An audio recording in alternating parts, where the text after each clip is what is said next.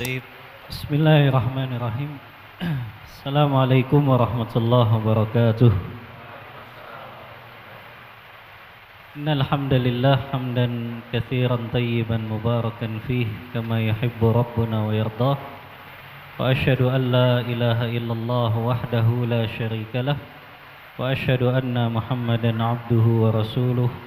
Allahumma salli wa sallim ala nabiyyina Muhammadin sallallahu alaihi wasallam wa ala alihi wa ashabihi wa man tabi'ahum bi ihsanin ila yaumiddin. Rabbi shrah li sadri wa yassir li amri wahlul 'uqdatam min lisani yafqahu qawli. Qala Allah ta'ala fil Qur'anil Karim, ya ayyuhalladzina amanu taqullaha haqqa tuqatih wa la tamutunna illa wa antum muslimun. Ya ayyuhalladzina amanu taqullaha wa qulu qawlan sadida yuslih lakum a'malakum wa yaghfir lakum dhunubakum wa may yuti'illaha wa rasulahu faqad faza fawzan 'azima. Ikhwani wa akhwati fillah, bapak-bapak, ibu-ibu yang dirahmati Allah Subhanahu wa taala.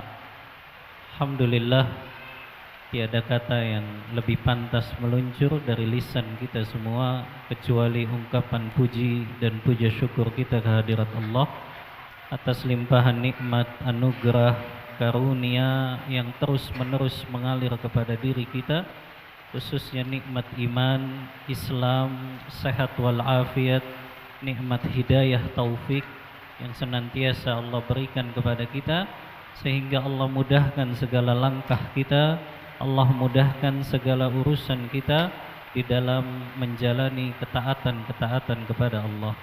Salawat beserta salam semoga tetap tercurah limpahkan kepada suri tauladan kita, junjungan kita Nabi besar Muhammad sallallahu alaihi wasallam, serta para keluarga beliau, para sahabat-sahabat beliau dan kita selaku umatnya. Semoga diberikan keistiqamahan untuk senantiasa berjalan di atas sunnah-sunnah beliau, dan kita berharap kelak pada hari kiamat mendapatkan syafaat dari baginda kita Rasulullah sallallahu alaihi wasallam. Amin Allahumma amin.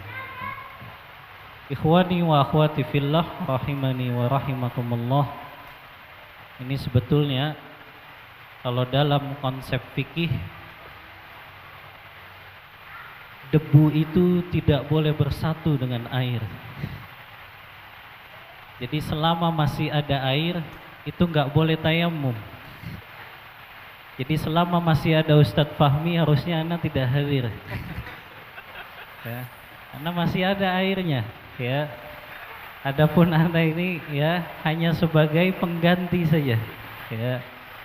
Tapi qadarullah dan dengan izin Allah Subhanahu wa taala ini ana diundang. Ini beliau ini sebetulnya guru ana, ya, secara ilmu dan secara umur beliau lebih banyak ilmunya dan lebih banyak amalnya. Adapun ana ilmunya lebih muda, kemudian amalnya juga lebih sedikit, ya. Kemudian justru dosanya lebih banyak, ya. Adapun beliau Masya Allah, beliau secara umur dan secara ilmu jauh lebih banyak dibandingkan ana.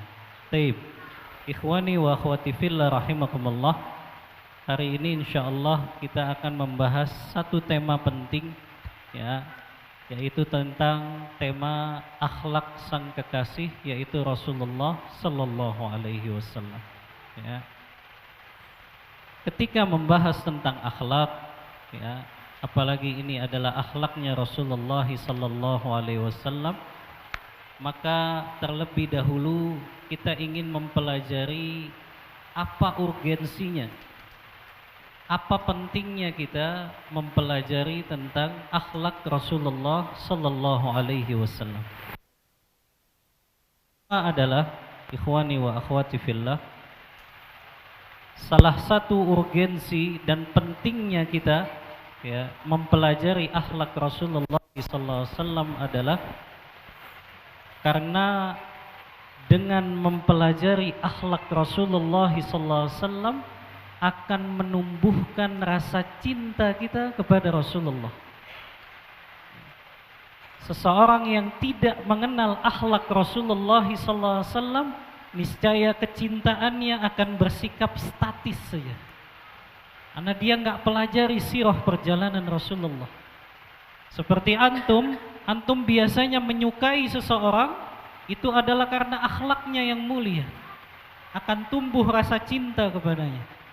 Begitu juga kita ketika mempelajari potret perjalanan hidup Rasulullah dan bagaimana akhlak beliau sehari-hari, dimulai dari akhlak beliau kepada Allah, akhlak beliau kepada sesama hamba, sesama manusia, yang nanti dibagi lagi akhlak beliau kepada keluarganya, akhlak beliau kepada anak kecil, akhlak beliau kepada pembantunya, orang yang di bawahnya, akhlak beliau kepada para sahabatnya, akhlak beliau kepada orang-orang musyrik yang masih kafir, akhlak beliau kepada orang munafik sekalipun, dan bagaimana akhlak beliau juga kepada binatang dan juga tumbuh-tumbuhan.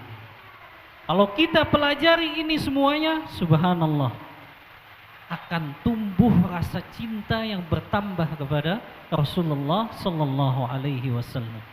Ya. Anda bawakan satu contoh saja. Ya. Rasulullah sallallahu alaihi wasallam, kata Abu Hurairah dalam hadis riwayat Bukhari dan Muslim, ya. Kata beliau, ma'aban Nabi sallallahu alaihi wasallam ta'aman qat inishtahahu akalahu wa in karihahu tarakahu. Kata Abu Hurairah radhiyallahu an, Rasulullah sallallahu alaihi wasallam itu belum pernah mencela makanan satu kali pun. Kalau beliau suka, beliau akan makan makanan itu. Dan kalau beliau tidak suka, maka beliau diam dan beliau tidak makan makanan itu. Subhanallah. Hari ini kita kalau ada makanan yang masalah sedikit, kurang asin lah, kurang pedas lah, ya, atau rasanya hambar lah, maka itu komennya akan banyak. Tapi Rasulullah gak pernah beliau mencela makanan satu kali pun. Ya. Kata Ibnu Hajar al-Asqalani dalam Fathul Bari ketika menjelaskan hadis ini, beliau tidak mencela secara penciptaan makanan tersebut, dan beliau juga tidak mencela dalam hal pembuatan makan tersebut. Ya. Ini para suami, kita belajar ini dari Rasulullah. Terkadang istri masak gitu ya, itu kurang asin, akhirnya kita komen. Kurang manis, komen juga. Kurang pedas, komen juga. Memang manusia ini hidupnya suka komen. Makanya Facebook itu yang paling penuh apa? Komennya. Karena memang itulah manusia, ya. Jadi sedikit-sedikit dikomen, ya.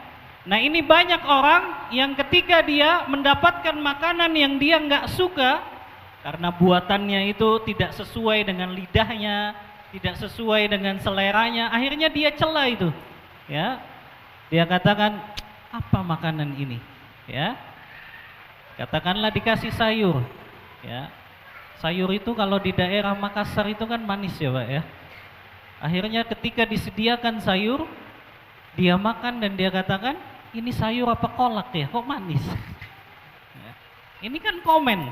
Ya, tapi Rasulullah tidak berkomen apapun, walaupun itu makanan yang beliau nggak suka. Ya. Ini bagaimana akhlak beliau yang begitu luar biasa. Makanya kata Ibnu Hajar, kalau seseorang mengkomen, mencela makanan yang telah dibuatkan untuknya, ini akan menyakiti hati orang yang membuatnya. Dan Rasulullah adalah orang yang paling menjaga hati hamba-hamba manusia. Lihat akhlak Rasulullah yang begitu mulia, ya. Terhadap sepele mungkin menurut kita ya. Kadang kita nggak puas dengan makanan yang dihadirkan di tengah-tengah kita. Tapi Rasulullah kalau beliau suka, beliau makan. Kalau beliau tidak suka, sudah beliau tinggalkan. Beliau tidak mencela segala makanan yang dihidangkan kepada beliau. Ya.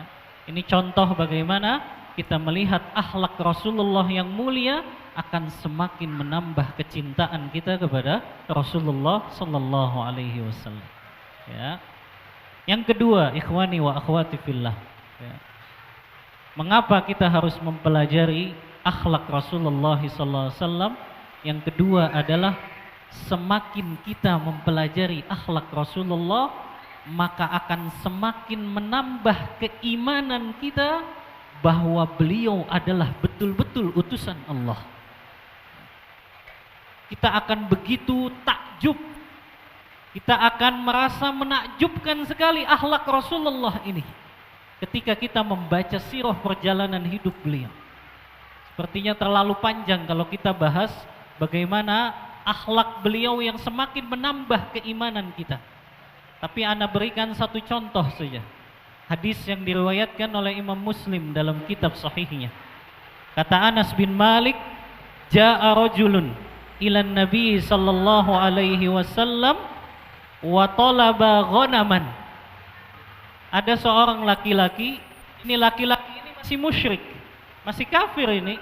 Dia datang kepada Nabi dan dia minta ghanaban bainal jabalain. Dia minta kambing kepada Rasulullah yang ada di antara dua lembah itu. Kata Imam Nawawi, maksudnya orang ini meminta kambing di antara dua lembah, artinya dia meminta kambing yang banyak dari Rasulullah. Ya. Dan kemudian apa yang dilakukan oleh Rasulullah? Fa'atahu iyyah. Allah berikan itu kambing yang diinginkan oleh orang tersebut. Orang itu masih kafir ini, dia kembali kepada kaumnya. Lalu dia menyeru kepada kaumnya, "Ya qaumi aslimu." Wahai kaumku, masuk Islamlah kalian. Karena aku dapatkan Muhammad itu, kalau dia memberikan sesuatu, dia tidak takut jatuh ke dalam kemiskinan. Ini terhadap orang yang belum Islam. Rasulullah berikan itu kambing yang dia inginkan.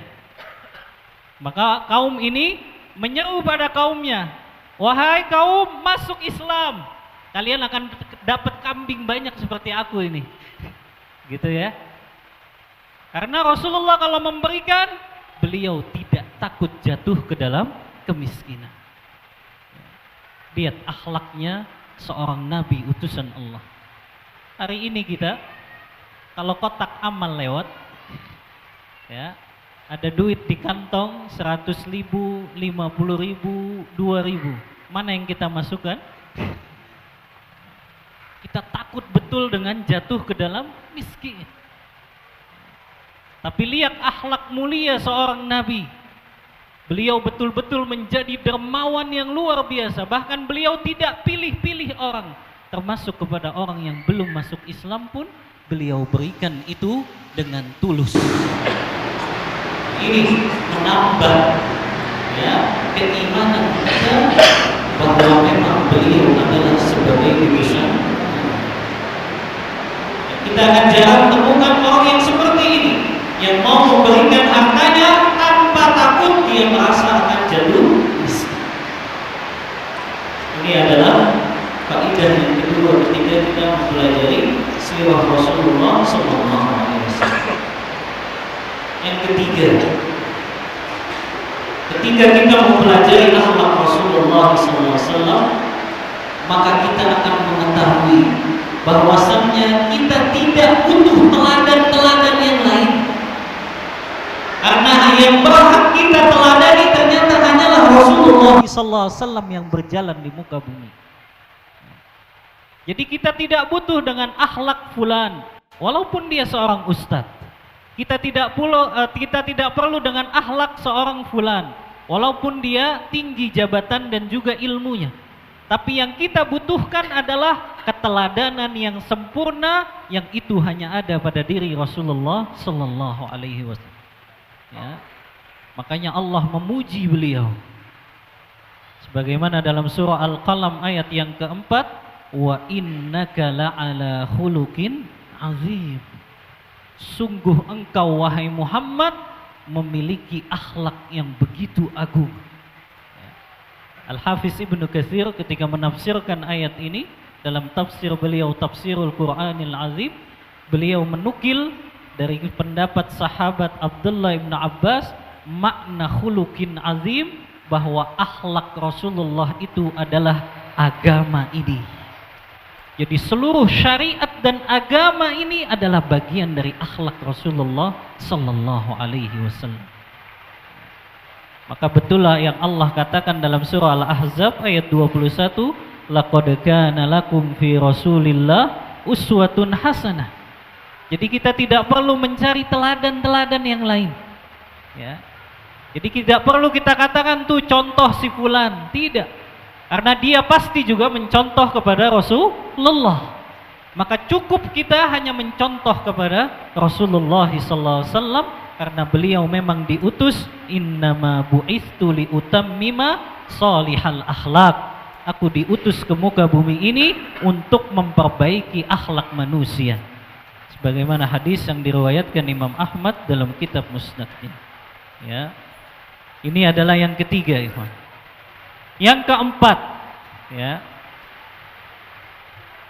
Kenapa kita mempelajari akhlak Rasulullah sallallahu alaihi wasallam?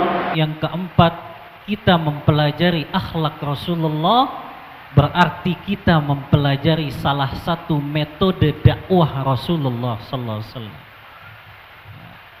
Ternyata salah satu metode dakwahnya Rasulullah, beliau berdakwah dengan al-hal, dengan akhlaknya.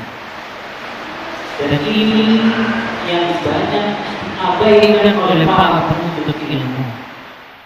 Banyak para penuntut ilmu berdakwah dengan lisannya saja, tapi dia tidak berdakwah dengan akhlaknya. Maka Rasulullah mencontohkan kepada kita bahwa dakwah ini selain dengan lisan, tapi ada dakwah yang namanya dakwah bilhal, dakwah dengan akhlak kita. Dan itu Rasulullah contohkan banyak sekali dalam riwayat-riwayat hadis. InsyaAllah nanti disampaikan oleh Ustadz Fahmi. Ya, contoh bagaimana akhlak Rasulullah hatta sampai kepada orang-orang kafir dan orang-orang munafik. Beliau tidak pernah tahu dendam, walaupun beliau disakiti, walaupun beliau dizolimi, walaupun beliau diusir dari kampung halamannya. Tapi lihat sikap dan akhlak beliau kepada orang munafik sekalipun, kepada orang musyrik sekalipun, beliau betul-betul berakhlak dengan akhlak yang baik kepada mereka. Ini bisa kita mempelajari bahwa para dai belajar dari metode dakwahnya Rasulullah, salah satunya dengan akhlaknya Rasulullah sallallahu alaihi wasallam. Karena ketika kita mempraktekkan akhlak Rasulullah, ini sama kita sudah mendakwahkan Islam. Jadi dakwah bukan sekedar dengan lisan saja, tapi dengan akhlak kita yang mulia sebagaimana yang dicontohkan Rasul, itu menjadi bagian dari dakwah kita. Ya.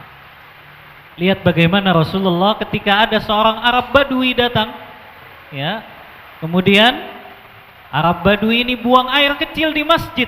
Para sahabat pada saat itu sudah ingin memukul Arab Badui itu, tapi lihat akhlak Rasulullah.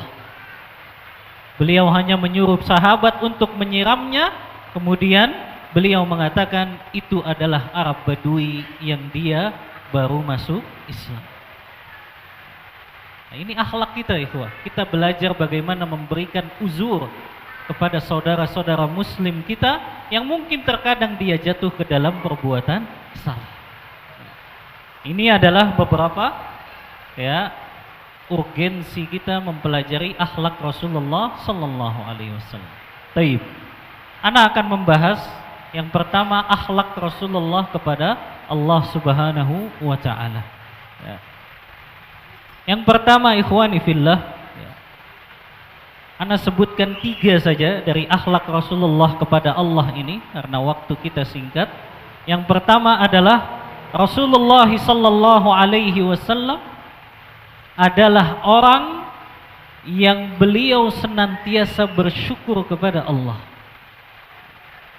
Maka ada 3 yang akan Ana bahas. Rasulullah itu in u'tiya syakar Kalau beliau diberikan karunia, beliau akan bersyukur itu bukan sekedar dengan lisannya, tapi beliau bersyukur juga dengan perbuatannya. Begitu juga wa idza udhiya sabar. Beliau kalau disakiti dan dizalimi, beliau bersabar. Sabar di sini berakhlak kepada Allah, karena kita senantiasa ridho dengan segala ketetapan Allah Subhanahu wa taala. Dan yang ketiga, kalau beliau jatuh ke dalam sebuah kesalahan, beliau beristighfar dan bertaubat. Ini 3 akhlak Rasulullah ketika beliau berakhlak kepada Allah Subhanahu wa taala. Akhlak beliau yang senantiasa bersyukur kepada Allah, sudah sering kita dengar hadisnya di mana Aisyah radhiyallahu anha mengisahkan bagaimana Rasulullah sallallahu alaihi wasallam kalau salat hatta tadla'a qadamah, sampai kedua kaki beliau itu bengkak beliau salat malam. Bahkan beliau saking beradabnya kepada Allah, beliau tidak pernah meninggalkan salat witir satu kali pun, walaupun beliau dalam keadaan safar maupun dalam keadaan mukim. Beliau tidak pernah meninggalkan ini, karena beliau ingin mengatakan bahwa aku ingin menjadi hamba yang bersyukur kepada Allah. Yang kedua, Rasulullah SAW akhlaknya kepada Allah adalah beliau senantiasa ridho dan bersabar dengan ketetapan yang telah Allah tetapkan. Ingat ketika dakwah Rasulullah ke Taif, yang beliau sebetulnya membutuhkan pertolongan, yang beliau ketika setelah ditinggal oleh istri beliau Khadijah, dan beliau ditinggal oleh paman beliau Abu Thalib yang senantiasa membela beliau, beliau terus mendapatkan kezaliman, gangguan dari orang Quraisy di Mekkah. Maka beliau berharap meminta pertolongan ketika beliau menuju ke kota Taif. Tapi apa yang beliau dapatkan? Ternyata beliau dilempari batu, beliau disakiti, beliau diusir. Tapi lihat adab beliau, lihat akhlak beliau kepada Allah. Beliau tidak mengeluh, dan beliau tidak mendoakan keburukan kepada kaum tersebut. Lihat doa ini yang disampaikan oleh Rasulullah SAW, yang diriwayatkan oleh Imam Tabrani. Rasulullah berdoa dengan sangat berakhlak kepada Allah. Beliau mengatakan, Allahumma inni ashku ilaika du'fi. Ya Allah, aku mengadu kepadamu tentang begitu lemahnya kekuatanku. Kemudian beliau mengatakan, wahilati du'fi. Begitu juga aku memiliki daya upaya yang lemah. Kemudian juga beliau mengatakan bahwasannya in lam yakun ghadab, ya Allah, kalau memang engkau menakdirkan ini bukan karena engkau murka, maka aku ridho dengan segala ketetapanmu. Jadi para da'i ini, kalau dia mengajak manusia kepada Allah, dia tidak perlu mengeluh dengan penderitaan yang dia rasakan.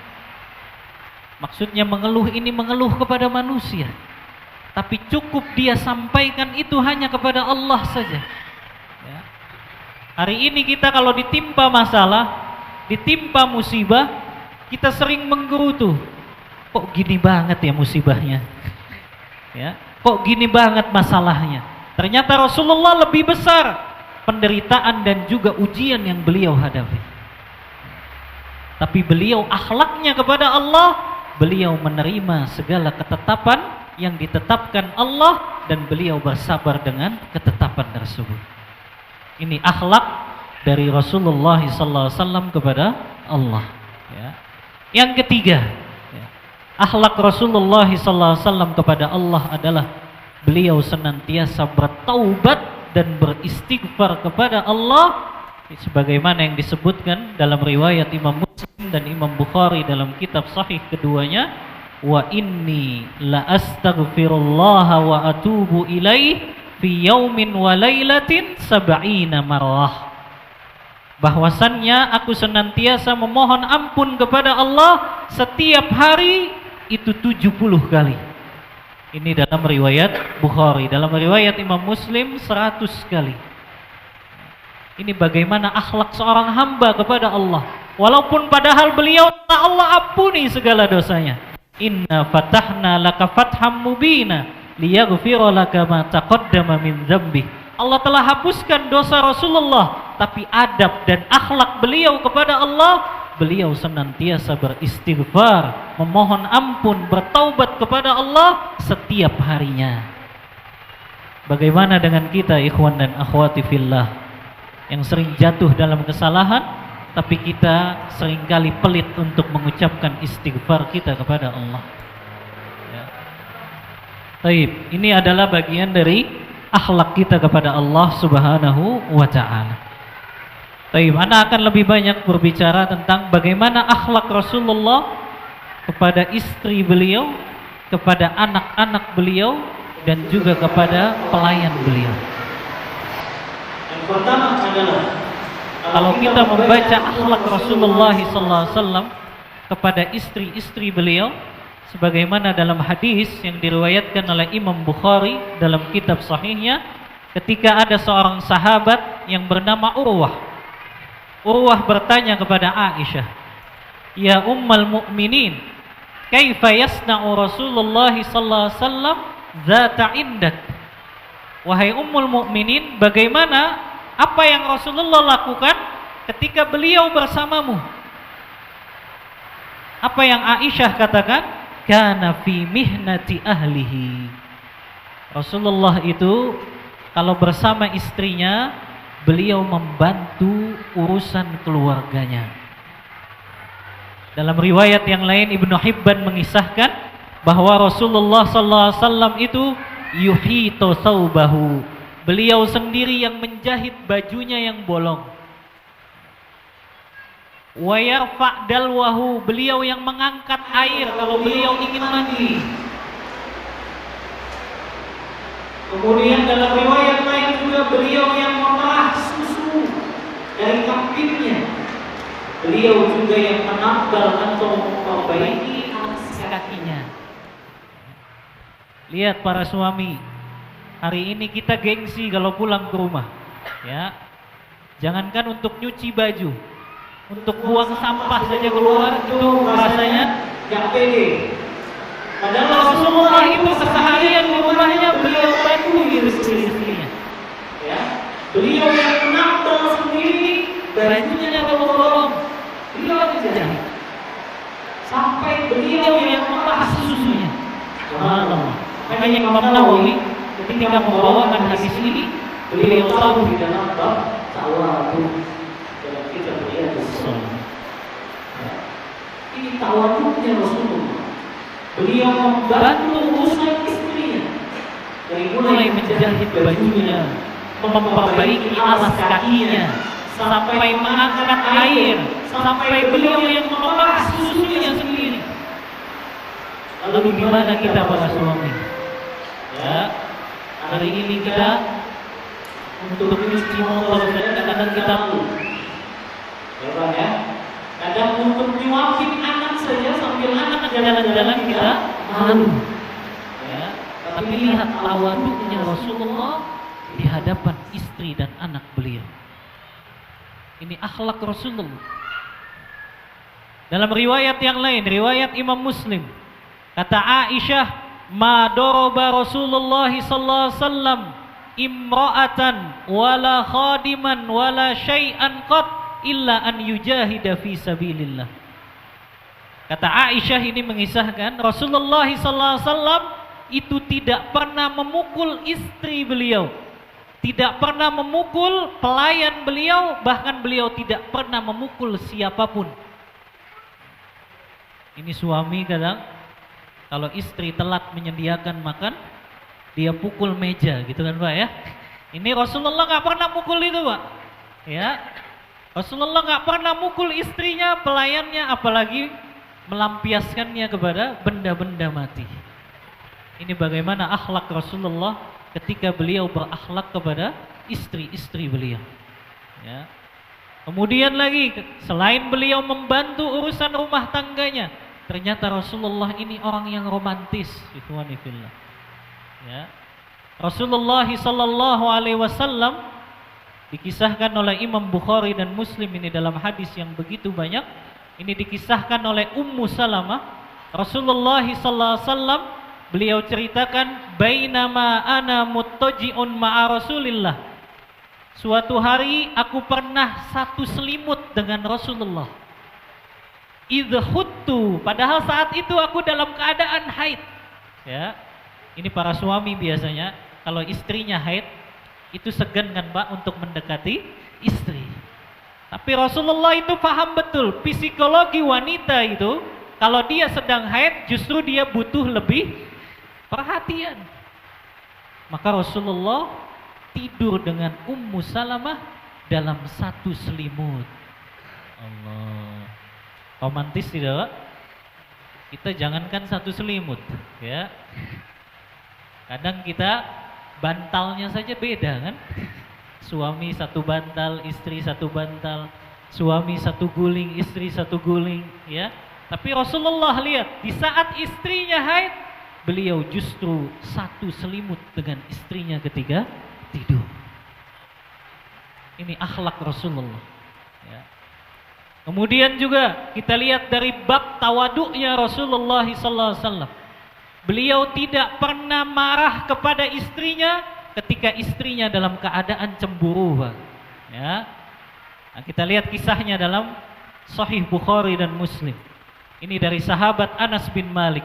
Kata Anas, beliau bukan Anas, dari Aisyah. Ya, beliau mengisahkan sendiri kisah ini bahwasannya kana Rasulullah sallallahu alaihi wasallam inda zaujatin Nabi. Suatu hari, ya, kata Anas bin Malik, Rasulullah itu sedang berada di rumah salah satu istri beliau. Tiba-tiba di saat Rasulullah ada di rumah istri beliau yang satu ini, arsalat min ihda zaujatihinna ta'aman fi sihfatin. Ada salah seorang istri beliau yang mengirim makanan ke rumah istrinya beliau yang sedang beliau singgah di situ. Ya. Ini para ibu-ibu kira-kira apa yang dilakukan ini? Ya. Ternyata istrinya tahu ini ada istri yang lain mengirim makanan, dia tepak itu piring sampai jatuh dan pecah. Bapak, apa yang dilakukan Pak kalau seperti ini? Oh, kenapa harus dijatuhkan? Ini mubazir, ini sampai pecah. Tapi lihat Rasulullah SAW. Kemudian beliau berkata, ada Anas bin Malik di situ. Ibu kalian, ibunda kalian sedang cemburu. Ini Ibnu Hajar al-Asqalani ketika beliau menjelaskan hadis ini dalam Fathul Bari, beliau mengatakan bahwasannya ini adalah syarat bahwasannya kalau istri dalam keadaan cemburu maka kita tidak menghukum mereka karena kekeliruan yang mereka perbuat. Yang para ulama ketika menjelaskan hadis ini, ya. Dan itu adalah tabiat wanita ketika mereka dalam keadaan cemburu. Kata Ibnu Hajar, ini isyarat. Para ulama hadis menjelaskan kita jangan hukum istri kita ketika dia dalam keadaan cemburu, ketika dia salah di dalam melakukan suatu perbuatan. Makanya Rasulullah lihat. Kemudian saking tawaduknya Rasulullah, fajama'a. Rasulullah mengumpulkan pecahan-pecahan piring tersebut dan beliau mengumpulkan makanan-makanan tersebut.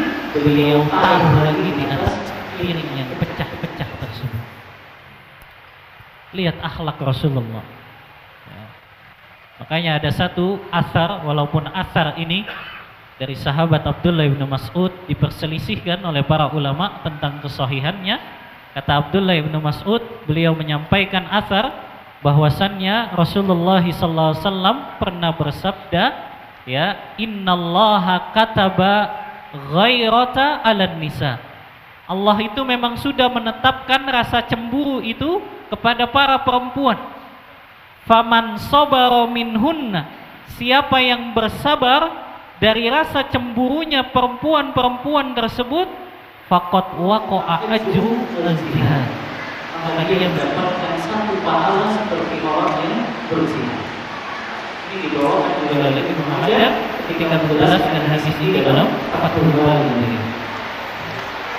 Kalian ikhwan itu, ya, terkadang kita, istri kita, namanya wanita, terkadang datang rasa cemburu, ya, dan beliau dan wanita tersebut melakukan suatu perbuatan yang mungkin mendatangkan rasa marah pada diri kita. Tapi lihat akhlak Rasulullah, beliau tidak marah ketika istrinya memecahkan itu sampai menghamburkan makanan tersebut, karena beliau paham bahwa istrinya dalam keadaan cemburu. Ya, ini akhlak Rasulullah di hadapan istri beliau. Dalam riwayat yang lain, riwayat Bukhari dan Muslim juga, di mana seringkali Rasulullah SAW itu saking romantisnya beliau mandi bersama dengan para istri-istrinya. Ya, ini untuk yang sudah beristri, yang masih jomblo ditahan dulu. Ya, dan itu banyak. Beliau mandi bersama istri beliau Aisyah. Ya, kata sebagian orang wajar Ustadz karena Aisyah itu cantik. Ternyata tidak hanya dengan Aisyah. Dalam riwayat lain beliau mandi bersama Maimunah. Beliau mandi bersama Ummu Salamah, janda tua.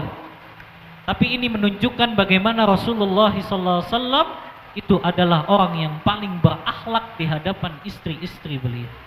Sampai Aisyah mengatakan, kuntu ana wa Rasul sallallahu alaihi wasallam igtasaltu ma'an Nabi sallallahu alaihi wasallam. Aku dan Rasul itu mandi bersama. Ya, sampai di antara kami itu saling berebutan air. Fayubadiruni hatta aqul da'li da'li, kata Aisyah. Kata Aisyah sampai Rasulullah itu hampir menghabiskan air mendahului aku. Sampai aku katakan kepada Rasulullah, sisakan untukku wahai Rasulullah. Ini bagaimana beliau sering bercanda dengan istri-istri beliau. Ya, ini para suami kadang kalau pulang ke rumah, apalagi pulangnya habis kajian lagi, ya, itu bawaannya serius terus kalau di rumah. Ya, diam, jangan bercanda. Ya, diam ini, api lagi sibuk. Di mana akhlak Rasulullah SAW yang kita teladani ketika beliau bersama istri-istri beliau. Ya, beliau bercanda bersama istri-istri beliau.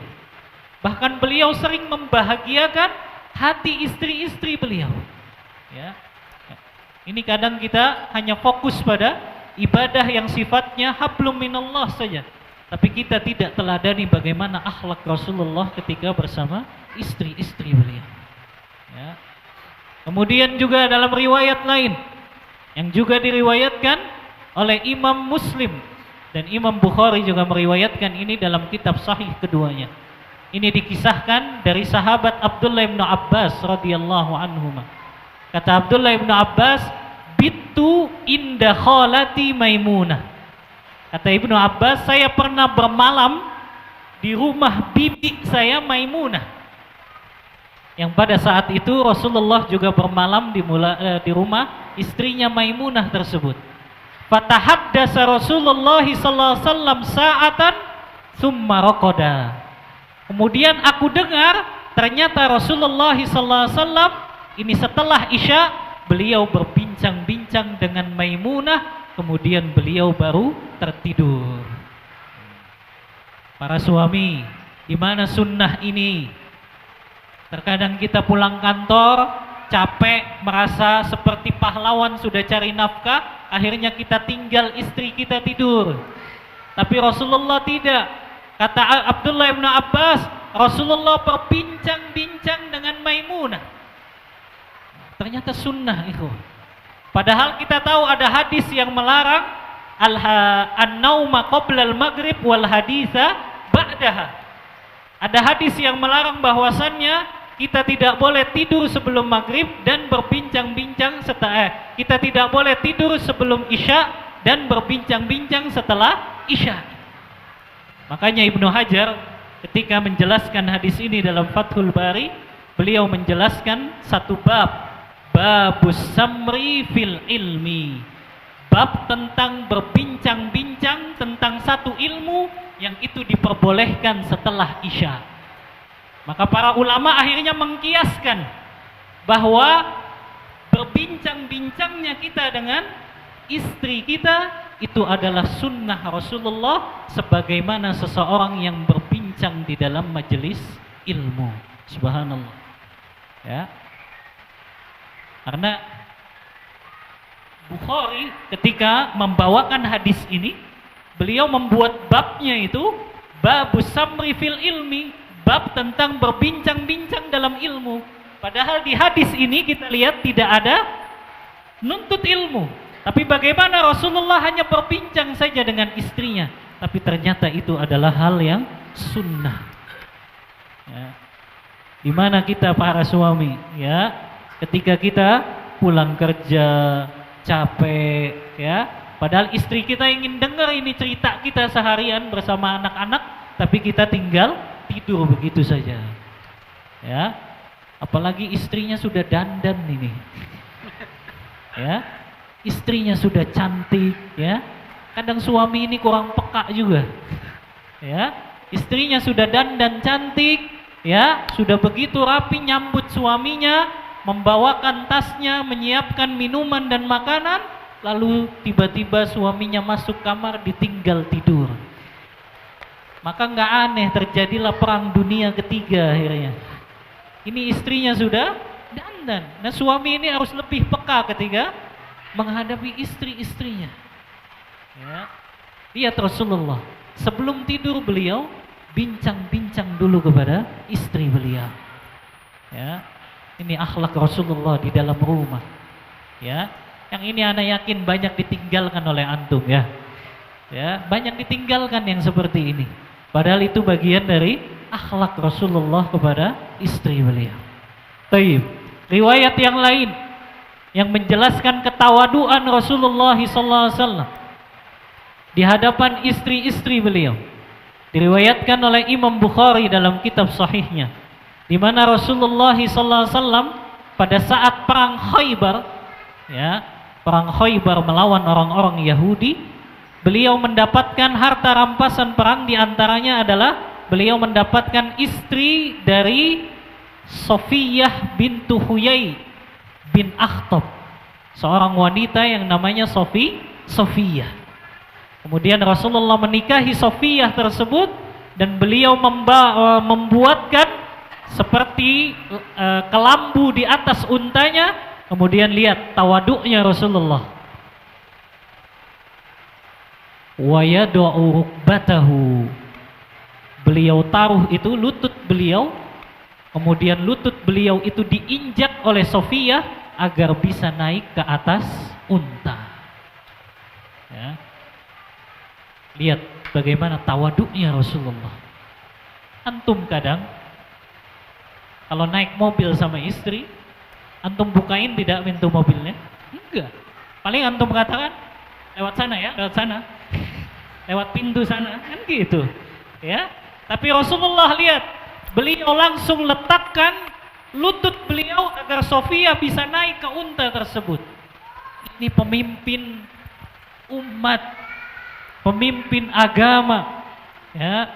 Tapi beliau begitu tawaduknya di hadapan istri-istri beliau. Beliau tahu istri beliau tidak mampu naik, maka beliau langsung meletakkan kedua lututnya ini, ya, kemudian agar Sofiyah itu bisa naik ke atas unta.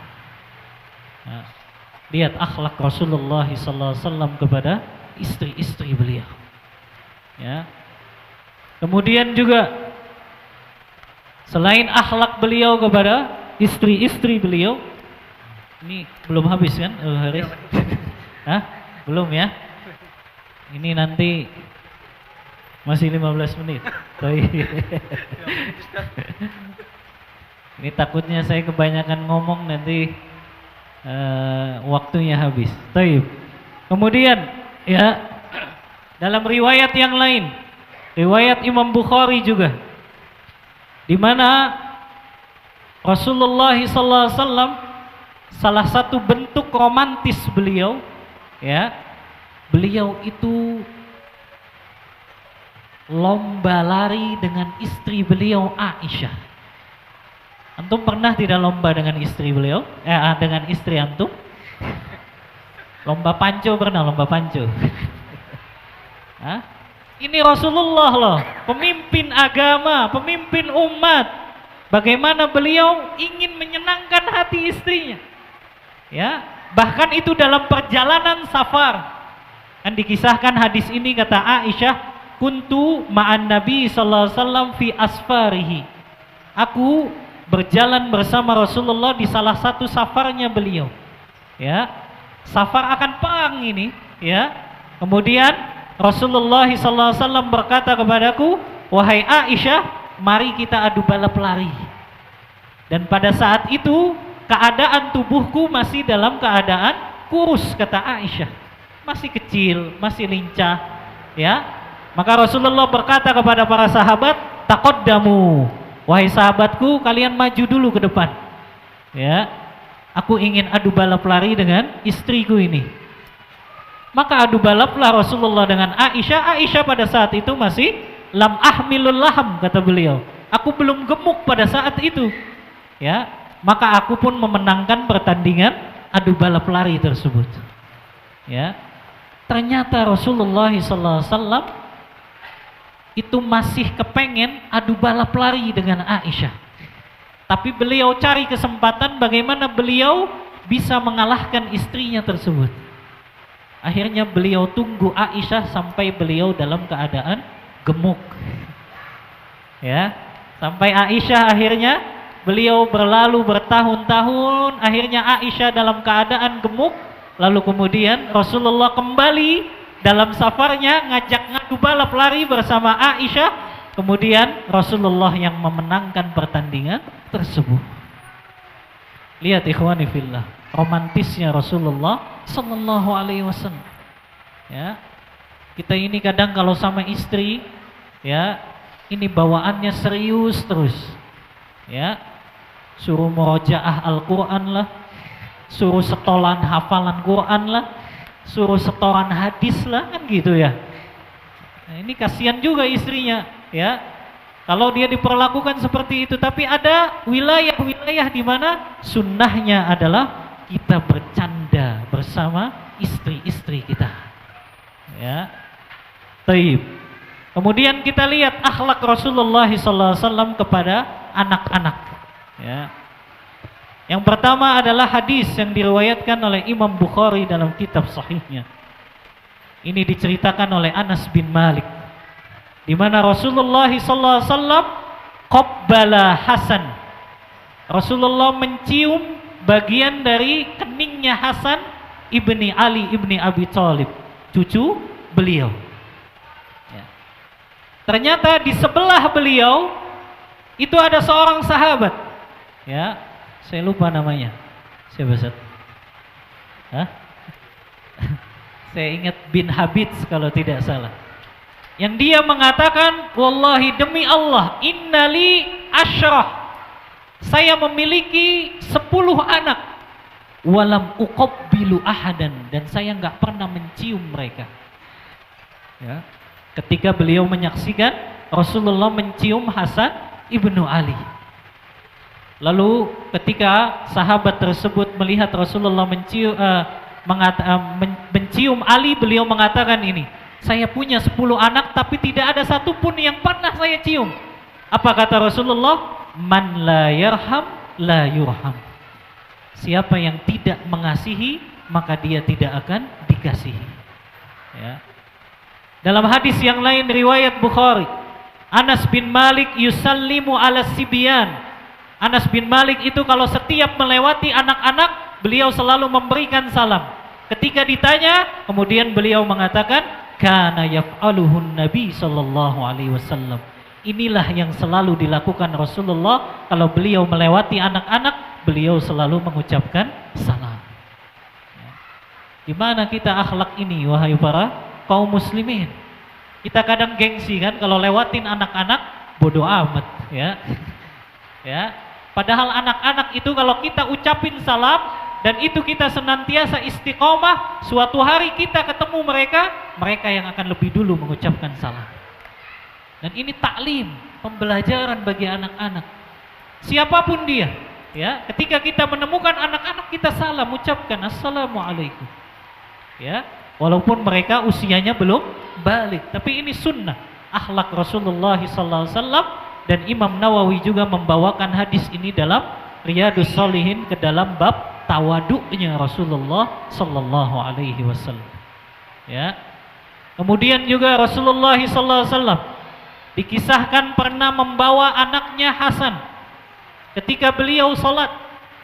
Lalu beliau begitu lama sujud sampai akhirnya ada sahabat yang meriwayatkan hadis ini, saya mengangkat kepala saya, kok tumben Rasulullah sujudnya lama sekali. Ya, ternyata ada Hasan yang sedang bermain kuda-kudaan di atas kepalanya Rasul. Ya, jadi Hasan main kuda-kudaan, ya, yang akhirnya mendapatkan, ya, kesulitan itu para makmumnya. Ya, maka kemudian setelah selesai Rasulullah ditanya, kenapa Rasulullah engkau sujud begitu lama? Maka Rasulullah mengatakan, karena aku, ya, merasakan ada Hasan yang sedang duduk di atas pundakku, maka aku tidak mau memberhentikannya. Lihat kasih sayangnya Rasul kepada anak beliau. Ya. Taib, yang terakhir, karena waktu Anda sudah habis ini, akhlak beliau kepada pelayan-pelayan beliau. Dan di antara pelayan beliau adalah Anas bin Malik. Kata Anas dalam hadis riwayat Muslim, beliau mengisahkan, khodamtu Rasulullah sallallahu alaihi wasallam 10 sinin. Aku menjadi pelayannya Rasulullah itu 10 tahun. Tapi apa kata Anas? Lam yakul syai'an qaf uffan. Rasulullah enggak pernah berkata satu kali pun. Apa itu ucapan apalagi membentak. Ucapan saja, kata Anas, aku enggak pernah mendengarnya. Ya. Kemudian Rasulullah juga walam yakul syai'an li alladhi fa'altuhu lima fa'alta. Rasulullah enggak pernah berkata kepadaku, kepada sesuatu yang sudah aku kerjakan, kenapa kamu berbuat seperti itu? Rasulullah enggak mengatakan itu. Walam yakul syai'an alladhi lam af'alhu fahalla fa'altahu. Rasulullah juga tidak pernah mengatakan kepadaku, kepada urusan yang tidak aku lakukan, Rasulullah mengatakan, kenapa kamu enggak melakukannya? Ya. Ini bagaimana akhlak Rasulullah kepada pelayan beliau. Enggak pernah ngucapin bayangin antum. Ya. Hari ini kita kalau jengkel sama pembantu, jengkel sama supir, jengkel sama pelayan, jangankan itu kata-kata kotor bisa keluar. Tapi ini bagaimana akhlak Rasulullah kepada pelayan beliau. Anda tutup dengan satu hadis juga yang diriwayatkan oleh Abu Daud dan Tirmizi dari sahabat Abdullah bin Umar, ketika ada seorang laki-laki datang kepada Rasulullah, kemudian laki-laki itu mengatakan, ya Rasulullah, kan a'fu anil khadim. Ya Rasulullah, berapa banyak kiranya kita harus memaafkan pelayan kita? Apa kata Rasulullah? Sab'ina marrah fi yaumin wa lailah. Berikan maaf kepada para pelayanmu 70 kali setiap hari satu malam. Allah. Jadi kalau pembantu kadang mengecahkan gelas gitu ya, kadang melakukan satu kekeliruan, berikan maaf itu. Jangan langsung dicaci maki. Lihat akhlaknya Rasulullah. Beliau tidak pernah mengucapkan sekalipun, kata Anas bin Malik. 10 tahun beliau mengabdi dan melayani Rasulullah sallallahu alaihi wasallam. Taib, ini yang bisa Anda sampaikan. Mohon maaf kalau ada kata-kata yang kurang berkenan. Insyaallah nanti dilengkapi oleh Ustaz Fahmi. Wassallallahu ala nabiyyina Muhammadin wa ala alihi wa sahbihi wasallam.